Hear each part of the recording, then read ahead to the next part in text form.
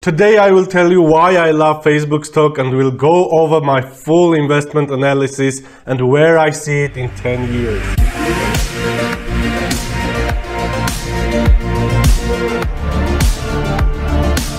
Hi, I'm Henrik from Value Investing. Before we start, please make sure I'm not a financial advisor and I don't provide any investment recommendation. And in this video, I only share my thoughts about Facebook stock, which has only an educational purpose. Before you invest in anything, please do your own research and analysis. Okay, let's start. Facebook is one of my biggest positions in my portfolio and I am very happy for it, and currently I feel that I'm not going to sell any share for at least 5 years. I made a large position in 2019 with the purpose of never selling. As Warren Buffett likes to say, our favorite holding period is forever. Usually I do my investment analysis by going over 5 main topics, which are the number 1, the understanding of the business.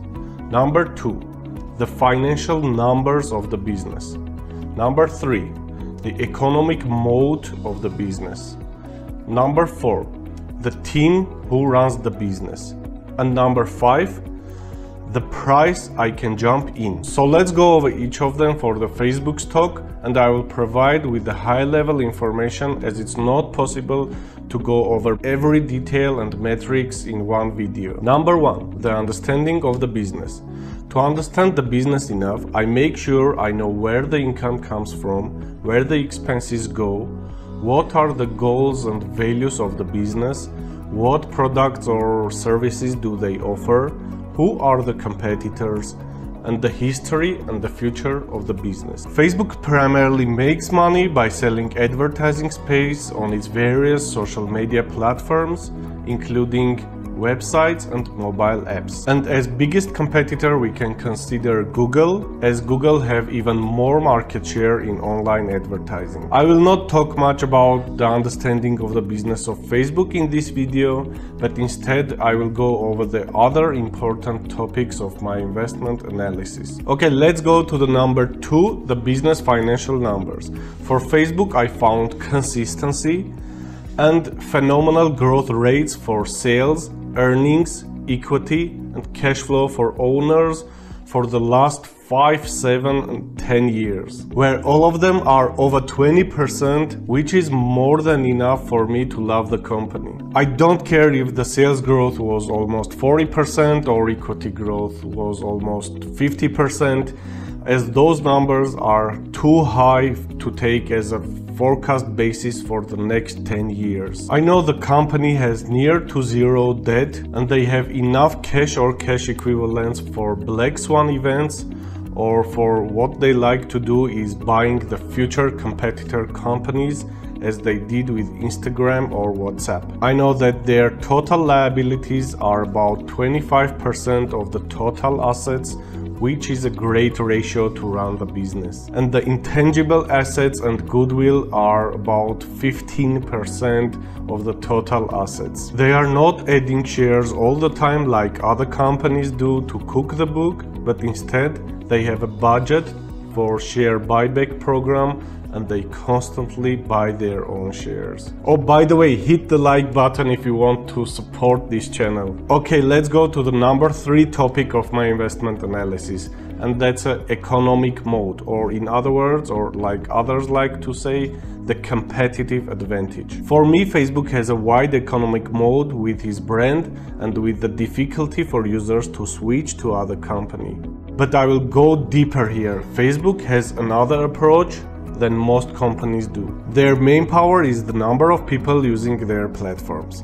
But the income is not from those regular users, but instead the income is from advertisers who want to show their ads to those regular users. Actually, the advertisers can easily switch to other company to spend money with, like they can switch to Google to advertise their product, brand or services. As long as you have too many users, like Facebook has over 2 billion users, and as long as you have very good advertising platform for targeted advertising, and as long as you don't have too high prices for advertising impressions, you will always have enough advertisers to spend money on your platform. So I would consider that the fundamental point here is the regular users, and regular users can't easily switch to another company, so they have switching problems. Many users can't just easily close their Facebook account and start using another platform. Most of them have a long history, a big network and habits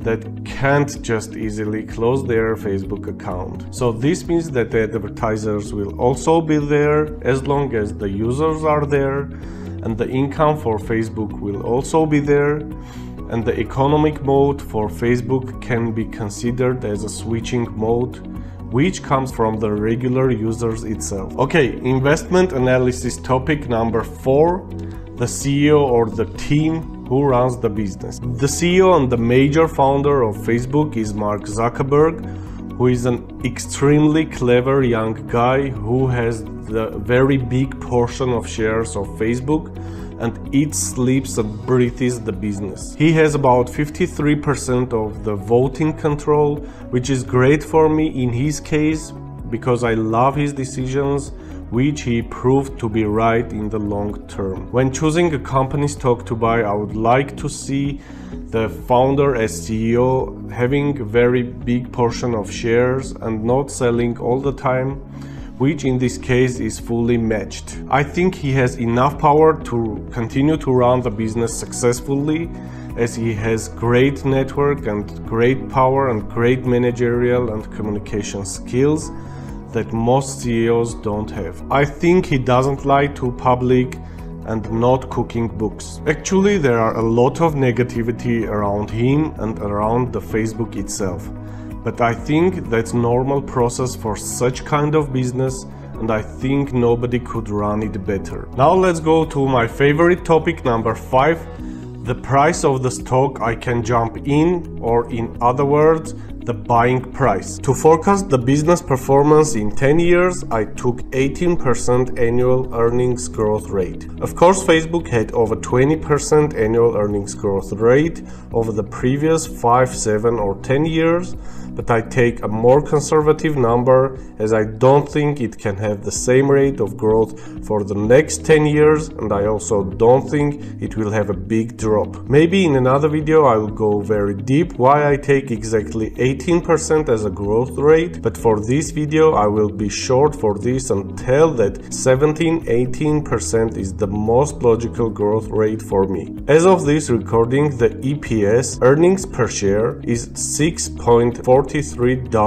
So if we add 18% annually using compounding, then in 10 years the EPS will be almost $34. Afterward, I try to predict the multiplier, the price to earnings ratio, the PE ratio. I usually take the PE ratio twice the earnings growth rate because of the historical average. Usually in 10-year period, at least one stocks are having the PE ratio at least twice of the earnings growth rate, especially for tech stocks. So twice of the PE ratio will be 36, and I will multiply the future EPS of $34 with 36, and I will get about $1,200. So my predictions show that in 10 years, Facebook stock will be trading at around $1,200 if everything goes smoothly. I usually divide the 10-year forecasted price to 8 to get my today's buying price. In this case, I divide 1200 to 8 and I get 150. So if I can get Facebook stock at $150, that for me will be the greatest opportunity. Let me explain why I divide to 8, and later I will tell my cost basis for the Facebook stock, which I already have in my portfolio, and the reasons behind that number. In short, I divide 10-year forecasted price firstly to 4, then divide again to 2, which together is basically the same as dividing to 8. I divide to 4 because that's my target for my investments. If my investments grow at least 4 times in 10 years, that will make me really happy, which is basically the same as about getting 15% annually on my investments. And later, why I divide to 2, because I love to buy things using 50% margin of safety, which gives me a big capacity to be twice incorrect on my forecasts, for which I sleep well at night. Okay, a few words about my cost basis. I love to buy things with 3-4 tranches, and my cost basis is about $167 per share, and I didn't spend all my tranches yet. I still have a budget to continue to jump in Facebook if I like the price. Now the question is why I have a cost basis of $167 when my buying price should be around $150. Because I feel safe with Facebook so much that I think having a 50% margin of safety for Facebook is more than normal. So I would be okay to have 30-40% margin of safety in this case, and that's fully enough for me. So if I'm wrong with about 40% in my predictions and the stock will reach about $700 instead of my expected $1,200 in 10 years, that means that I will still be making at least 50% annually on my investments. And by the way, I see very limited downside for Facebook, especially when they have allocated enough cash for share buybacks, so I think they will buy back their shares a lot when the stock gets a pullback. Also, let me state that we started this analysis from EPS of $6.43, which is not a very good starting point as Facebook just had a very big one-time expense to the government. That's why the EPS dropped big. So if we ignore that one-time expense, the EPS even should be around $8 or $9. Okay, those were the 5 general topics of my investment analysis, which we went over for Facebook. Now I mostly want to know your thoughts and predictions about the Facebook stock and want to know if you have any in your portfolio. Leave your comments below and subscribe. Also hit the bell icon to get notifications when I upload a new video so that you don't miss it. And if you could take any value from this video, please hit the thumbs up button and share with your friends.